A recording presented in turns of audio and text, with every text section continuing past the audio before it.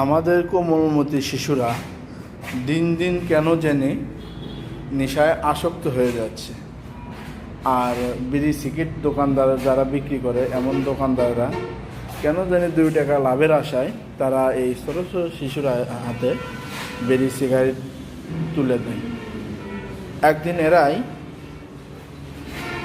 এই ছোট ছোট নেশা থেকে বড় নেশা আক্রান্ত হয়ে যাবে, যা সমাজের জন্য এক হুমকি স্বরূপ হয়ে দাঁড়াবে। তাই সচেতন মহলের উচিত এই ছোটো ছোটো বাচ্চাদের কাছে বিড়ি সিগারেট বিক্রি না করা। তাদের পরিবার আজও জানে না যে তারা বিড়ি সিগারেটে আসক্ত হয়েছে। তো এই সমাজটাকে বাঁচাতে হলে অবশ্যই সবার সচেতন হতে হবে, তাহলে হয়তো বা সমাজ, দেশ, জাতি বাঁচবে।